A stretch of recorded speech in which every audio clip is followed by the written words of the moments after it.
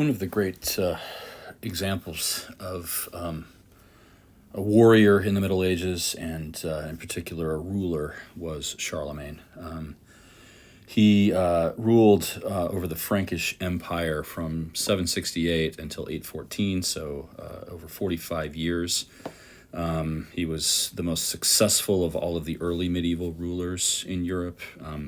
Most of the other Germanic kingdoms had by this point been destroyed by Muslim invasions, and so the Franks were the only major one left. There we, of course, had the Anglo-Saxon kingdoms up in Britain, which we talked about. But Charlemagne was able not only to rule over the Francia, or the Frankish lands that he inherited from his father Pepin, but he extended them significantly. You can see that, the initial empire was, you actually can't see it very well on this map, but these lines here kind of represent the old, the empire before him. He added all of this territory, including a lot of Italy, kind of directly into his empire. He conquered the Saxon people, still on the continent, not the Saxons in Britain.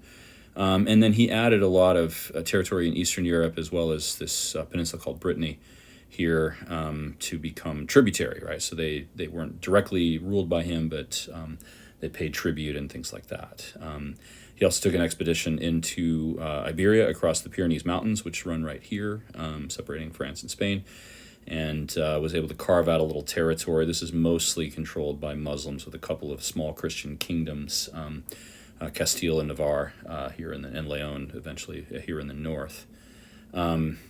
And so Charlemagne was really, really successful at this, and he was one remembered for a very long time as an example of a proper Christian ruler. And this is partly because people after his death composed accounts of his life.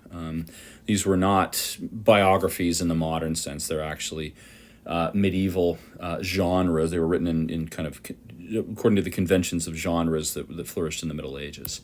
There were two of these lives of Charlemagne, and I wanted briefly to just kind of explain the authors because it helps us understand what we're reading in them. The first of these was written by a fellow named Einhard, who had a personal acquaintance with Charlemagne. He was raised in proximity to Charlemagne. He considered Charlemagne a kind of second father. He was educated in the palace school in Aachen. Aachen was a sort of capital of Charlemagne, even though he traveled around his kingdom a great deal and was never fully settled, and he was often at war. When he, did want to be home, so to speak, he lived in Aachen, and he had recruited scholars from all over his empire, and including some outside of his empire, to come to this school, and it became the premier educational institution of his day. And so he was a product of that. He knew Charlemagne personally. He wrote in the genre of vita. Now, we've talked about this already. Vitae were normally written to celebrate or to publicize the lives of saints. He was abiding by that kind of convention. He was portraying Charlemagne as a holy figure. He wasn't necessarily arguing for his sainthood, but that was the genre in which he chose to write. And so everything that Einhard writes is meant to celebrate Charlemagne's accomplishments and his goodness as a person, his attributes, and and his deeds in the service of God, and all of that, right? The other thing that we should know about Einhard is that he wrote this in the decade or so, actually about 15 years after Charlemagne's death, while the empire itself was still thriving. It had not been compromised in any significant way at this point. Charlemagne's son Louis the Pious was ruling, and Einhard was a personal kind of secretary to Louis the Pious, so he moved in the upper echelons of power. Notker, who wrote the second account that we looked at a little bit of, lived 50 years later and wrote his account around 880, so we're talking 65 years after the death of Charlemagne.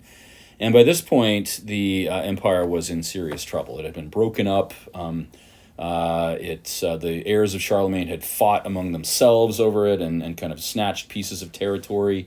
And there were invasions coming from different quarters. This is where the Vikings start to show up, who we may say something about later. So the empire was in serious trouble. Notker was a monk, and monasteries tended to be victimized by violence. They did not have weapons. They relied on the protection of others, and if that protection was not forthcoming, then they were in trouble. And so Notker was riding. He was at a monastery which was one of the most prestigious monasteries in all of all of Charlemagne's empire. It was called St. Gall. It's in what is now Switzerland. But even in a kind of stronghold like that, right, there was a lot to fear. And the ruler of that region, it was no longer a unified empire, was named Charles, much like Charlemagne was. But he is known by the epithet Charles the Fat, which shows you that he was not very well thought of by those who came after him, or maybe even by his own contemporaries. Notker was writing this text as a didactic tool. He was trying to teach Charles the Fat how to be a good ruler by referring to the deeds of his progenitor, which would have been, I suppose, his great-grandfather, Charlemagne.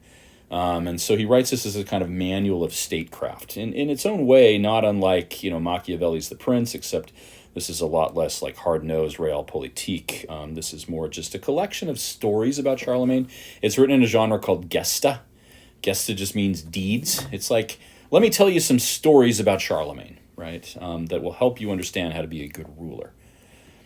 So I've given you just a few chapters of these, specifically ones on war. And war was an important component to the life of Charlemagne. He fought a lot of wars. He conquered a lot of territory.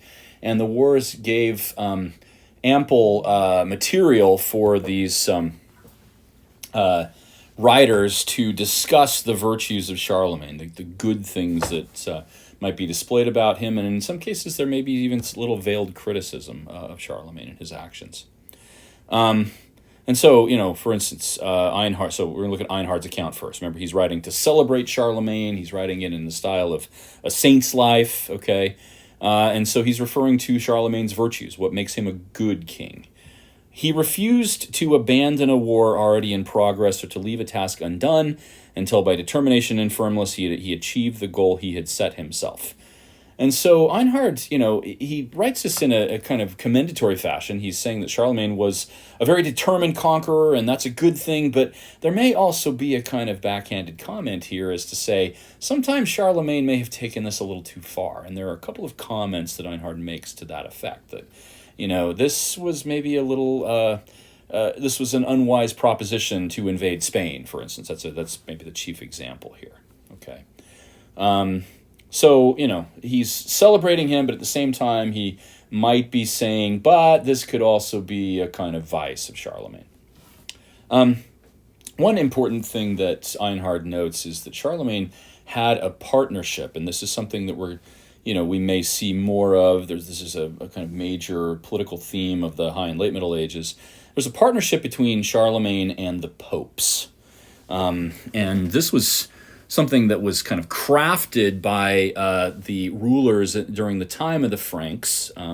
Charlemagne's own father, Pepin, had, in fact, waged war in Italy to free up Rome for the rule of the Pope, and this was the popes abandoned the patronage of the Byzantine emperors at this point and kind of took up the Franks as their main protectors. And so, Einhard's careful to note that at the request and on the prayers of Hadrian, the bishop of the city of Rome, that means the Pope, he took up war against the Lombards. This is a Germanic group who were in northern Italy and often threatening Rome, trying to take it over. He, the long and short of this is that Charlemagne drove the Lombards out of Italy and restored the lands that had been seized by the Lombard kings to Hadrian, the ruler of the Roman Church. And if we go back to that map briefly, right, you'll see that, in fact, all of this territory here in the center of Italy, the stuff in blue, was papal territory. This belonged to the Pope, and he ruled over it as a territorial prince, but he did it with the patronage and protection of Charlemagne, that, and then a little bit on the south side of that also was added to the empire of Charlemagne. So, in a way, the Pope is an independent ruler, but he really sort of functions under Charlemagne's protection, and that extends even to later Franks too. Now, the main justification that Einhard gives for Charlemagne fighting wars goes back to things that Augustine had said, and it's undoubted that Einhard knew the works of Augustine. This was something that was read in the palace schools. These would have been almost like textbooks. They had to read the works of Augustine, and so when he says, that the Germanic peoples against whom Charlemagne fought these wars were opposed to our religion and did not think it shameful to violate or transgress either human or divine laws. We might think back to the things we noticed in Augustine, that God gave the command for Moses to fight against the Egyptians because the Egyptians were terrible people and they had abused the Israelites, and so it was justified that they took their property when they left Egypt and all of that, right? This is Einhard is channeling the just war theory of Augustine and saying all of this. And he goes on to note that these Saxons in particular, and the longest wars that Charlemagne fought were against the Saxons, who lived in the region that is now Saxony, actually in northeastern Germany. But he does maybe give a little, I don't know if it's criticism or just pointing out some of the consequences of war here, right? That the Saxons became so broken and weakened that they even promised to abandon their worship of demons. They were still, worshiping the old Germanic gods like Woden and Thor, and all of that, right? And they submitted to the Christian religion. But he says they were so they were quick to break their promises, and they went back to their old religion. So Charlemagne had to fight against them even more. And then he gives a hint at how disastrous these wars ended up being for the Saxons, how much of a human consequence there must have been, right? He talks about 10,000 men were moved out of their homeland with their wives and children. So we have a refugee crisis of sorts, right? And Einhard is kind of neutral on this, whether that's a good thing or a bad thing. He simply says this is what happened. These are the consequences of war. He kind of blames it on the Saxons for being just so inveterate in their rejection of Christianity. But at the same time, he recognizes that this is kind of a terrible thing that's happened to these people. The last one that I'll point out, and I only do it kind of for trivial purposes, but we are going to read a little bit of the Song of Roland, which is this legend. It's this epic that's composed about an experience that was had during the time of Charlemagne, and Einhard refers to that. And this is one of these cases where Einhard seems to be saying this was an ill-advised war that Charlemagne was fighting.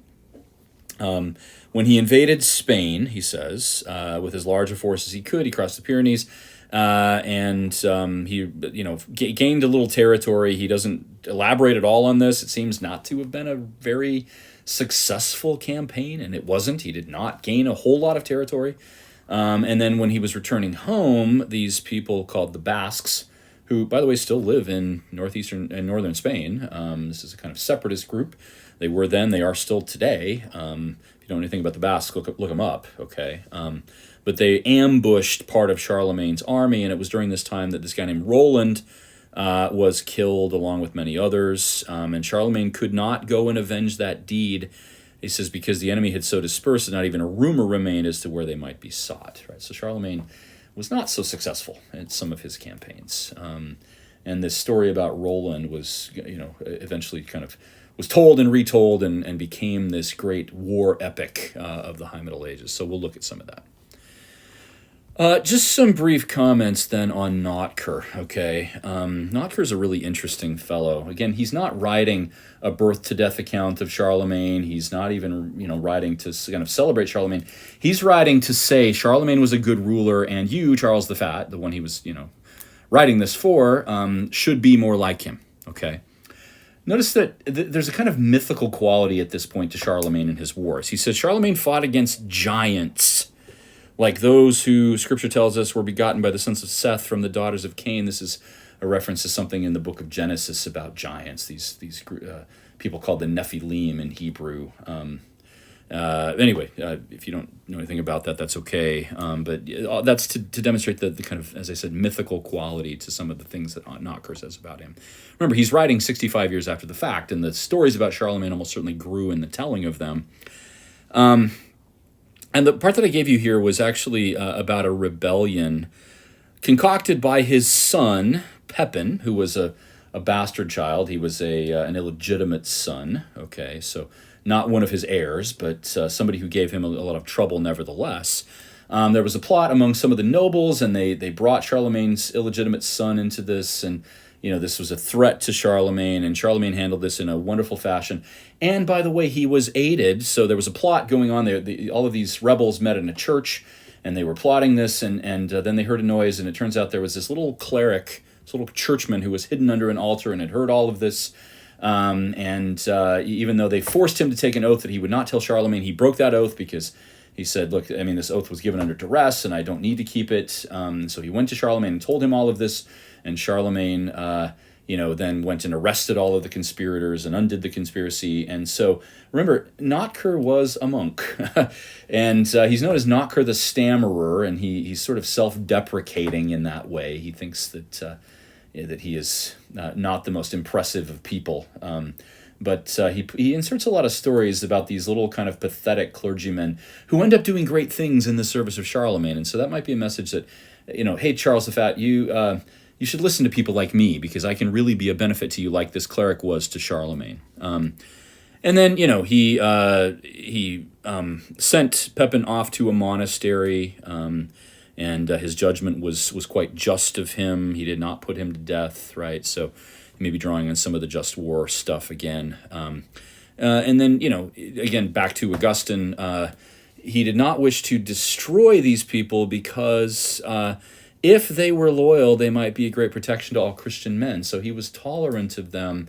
Recall what Augustine said about, following the example of Jesus and turning the other cheek. So Charlemagne seems to demonstrate both a kind of decisiveness in warfare, but also the willingness to be magnanimous. And then he, actually this is to his benefit because Pepin eventually gives him some good advice. Okay. Remember also that Augustine said that sometimes God does not wish that wars go well, or that the purposes of humankind would always succeed. Okay. He does mention an instance where Charlemagne was not successful in war, and then he says, whether it was the providence of God, that the providence of God prevented it in order that, as the scripture says, he might prove Israel, or whether it was that our sins stood in the way, all his efforts came to nothing, right? So Charlemagne was not always successful, and Notker, much like Einhard, goes back to some of the explanations that Augustine had given, for why this war might not have succeeded, why it might have been unjust in the eyes of God, okay? So I think I'll leave it there. This last bit that I've highlighted is to just demonstrate that he's talking directly to Charles the Fat and saying, I'm going to give you another example of all of this. All right. So hopefully that gives us a good sense of, this great example, this great emperor who a lot of people look to for guidance, and these works written about his life and what they did with war. Thanks.